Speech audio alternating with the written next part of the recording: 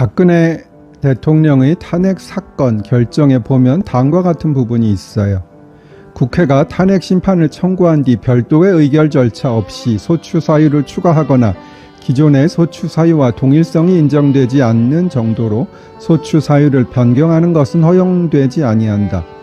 따라서 청구인이 2017년 2월 1일 제출한 준비서면 등에서 주장한 소추 사유 중 소추 의결서에 기재되지 아니한 소추 사유를 추가하거나 변경한 것으로 볼 여지가 있는 부분은 이 사건 판단 범위에서 제외한다.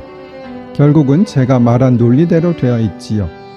즉 기존의 소추 사유와 동일성이 인정되지 않는 정도로 소추 사유를 변경하는 것은 허용되지 않는다는 것이에요.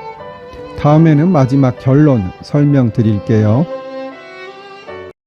여러 편에 걸쳐 설명드렸는데요. 결국은 제가 법리를 검토한 바로는 윤 대통령의 탄핵 사유에서 내란죄가 제외된다면 국회의 재의결을 하는 것이 맞다고 봐요.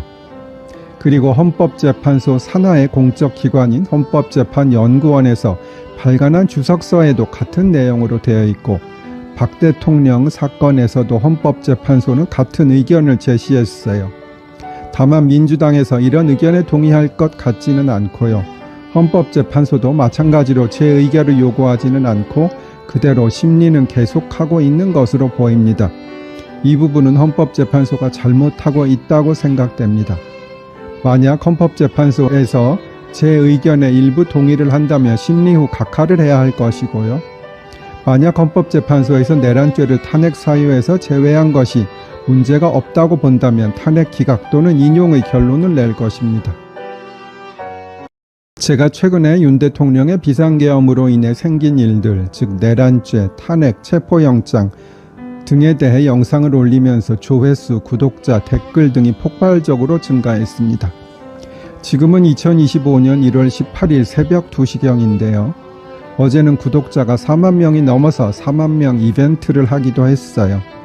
이런 시국에 무슨 이벤트냐 하시고 저보고 선동한다는 분도 있는데요. 무엇을 선동하는지는 말씀을 안 하셨는데 하도 내란선동이라는 말이 많이 돌아다니니 내란선동을 뜻한 것으로 보이긴 합니다.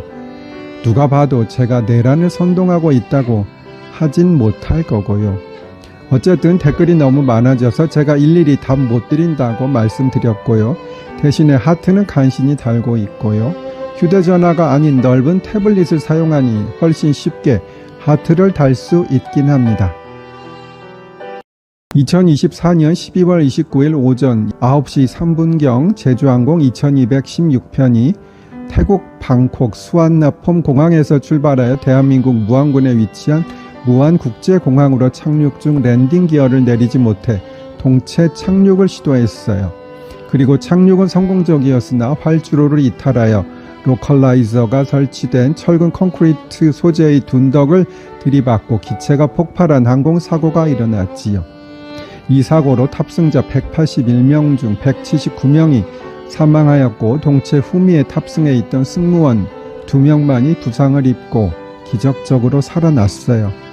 너무나 참혹한 사고였기에 신원 확인에 4일이 소요되었고요.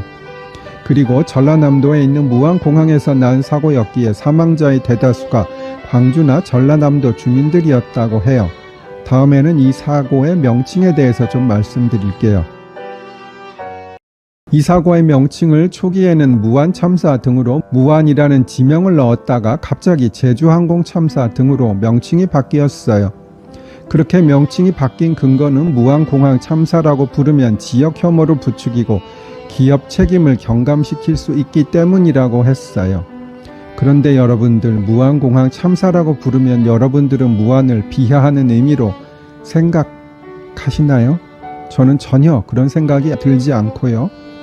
혹시 호남 지역에서 일어난 사고라서 지역 비하 운운 하는 것은 아닐까요?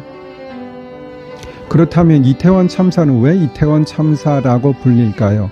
할로윈 참사라고 해야 하는 거 아닐까요? 이태원 참사라는 명칭으로 불려서 그 사고가 나고 나서 이태원의 상권이 상당히 어려워진 것은 잘 알려져 있습니다.